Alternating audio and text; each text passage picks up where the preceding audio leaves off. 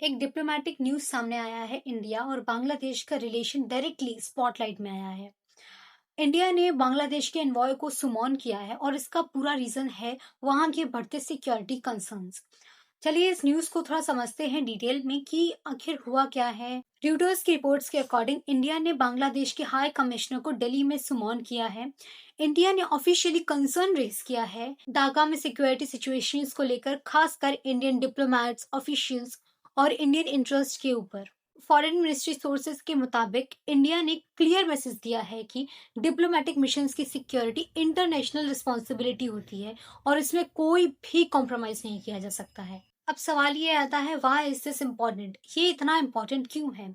क्योंकि पिछले कुछ टाइम से ढाका में बहुत सारे पॉलिटिकल इंस्टेबिलिटीज, सोशल इश्यूज की रिपोर्ट्स को लेकर बहुत सारी रिपोर्ट्स आ रही हैं। इसी बैकग्राउंड में इंडिया ने ये कदम उठाया।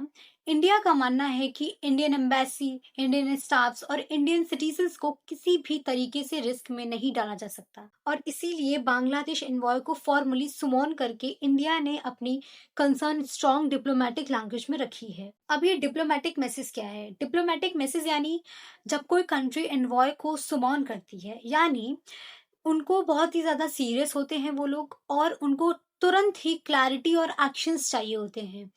इंडिया ने ऑलरेडी बांग्लादेश गवर्नमेंट को सिग्नल दिया है कि उनको अपने सिक्योरिटी इश्यूज पर कंट्रोल लाना होगा और ऐसे इंसिडेंट्स फ्यूचर में रिपीट नहीं होने चाहिए। एक्सपर्ट्स के अकॉर्डिंग इंडिया और बांग्लादेश के रिलेशन ओवरऑल स्ट्रांग रहे हैं, लेकिन सिक्योरिटी इश्यूज पर India zero tolerance policy follow करता है। ये जो पूरा स्टेप है लिया गया है, ये प्रेशर टैक्टिक भी है और प्रिवेंटिव बॉन्डिंग भी है, ताकि जो सिचुएशन है बहुत ज्यादा वर्स ना हो सके, मतलब और ज्यादा खराब ना हो सके। इस सब से एक कंक्लूजन निकल के आता है कि इंडिया का बांग्लादेश इन्वॉल्व को सुमॉन करना एक डिप्लोमेटिक मूव था।